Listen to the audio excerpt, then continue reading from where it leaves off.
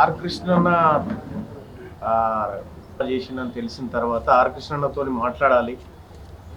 ఆయన తీసుకునేటువంటి నిర్ణయం ఏదైనా బలమైన నిర్ణయం ఉంటుందేమో, అది మెజారిటీ బీసీ ప్రజలకు ఆమోదయోగ్యమైనటువంటి అవసరమైనటువంటి నిర్ణయం ఉంటుందేమో అని అనుకున్నాను.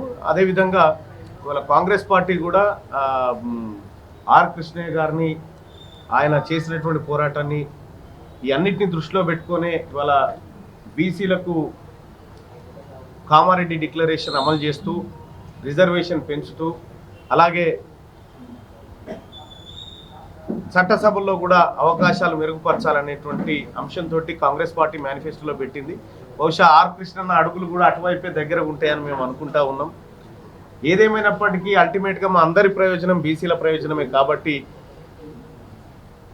బీసీలకు సంబంధించినటువంటి ఏ అంశంలోనైనా మేమంతా ఉమ్మడిగా కలిసి ఆ ప్రయత్నాలు చేస్తాం. నేను అనుకుంటున్నటువంటి అంచనా ప్రకారం ఆర్ కృష్ణన్న దశాబ్దాల పాటు ఈ బీసీ ఉద్యమాన్ని ముందుకు తీసుకొచ్చిండు. మేము అతి త్వరలోనే బీసీలకు మంచి చేయబోతా ఉన్నాం. బీసీలకు మంచి జరిగేటువంటి రోజులు అతి త్వరలోనే ఉన్నాయి కాబట్టి మేము మరింత ఒత్తిడి పెంచాల్సినటువంటి అవసరం ఉంటుంది, మా ప్రజలందరినీ చైతన్యం చేయాల్సినటువంటి అవసరం ఉంటుంది అనేటువంటి ఆలోచనతో అన్న ముందుకు పోతా ఉన్నాడు. సో అన్న ఎక్కడ పోయినా కూడా అల్టిమేట్గా బీసీల ప్రయోజనం అనేది ఆయన లక్ష్యంగా ఉంటుంది అనేది మా అందరికి తెలిసినటువంటి అంశం.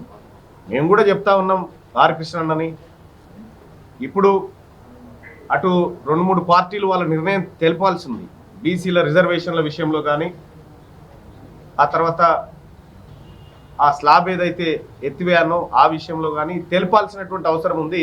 ఆ పార్టీల నుంచి కూడా క్లారిటీ ఇవ్వాలి, కృష్ణన్నకి ఇవ్వాలి. ఎందుకంటే కాంగ్రెస్ పార్టీగా 42% రిజర్వేషన్ ప్లస్ కులగణన చేస్తామనేటువంటి మాట కాంగ్రెస్ పార్టీ ఇచ్చింది.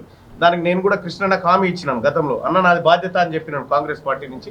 మిగతా పార్టీలు కూడా హామీ వాళ్ళు ఏం చెప్పదలుచుకున్నారు బీసీ డిక్లరేషన్ విషయంలో, బీసీ కులగణన విషయంలో బీఆర్ఎస్ స్టాండ్ అయింది, భారతీయ జనతా పార్టీ స్టాండ్ అయింది అనేది కూడా చెప్తారని అనుకుంటా ఉన్నాం. చెప్పకపోతే మాత్రం ప్రజలకు మాత్రం క్లియర్ కట్గా ఎవరు ఏ పక్షం అనేది అర్థమయ్యేటువంటి అవకాశం ఉంటుంది. ఖచ్చితంగా ఆ రకమైనటువంటి ఒత్తిడి మేమందరం కూడా ఆర్ కృష్ణన్న కానీ మేము కానీ అందరం కూడా ఆ పార్టీల పైన మేము చెప్తా ఉన్నాం. మీ ఒపీనియన్ కూడా తెలియజేయండి. ఎందుకంటే ఉన్నతమైనటువంటి పదవులను వదులుకొని ఇవాళ బీసీల కోసం మాట్లాడుతూ ఉన్నాడు ఆర్ కృష్ణన్న కాబట్టి ఖచ్చితంగా ఇవాళ మిగతా పార్టీలు కూడా ఆ ఒపీనియన్ తెలియజేస్తే ఈ ఉద్యమాన్ని మరింత ముందుకు తీసుకెళ్తాయి.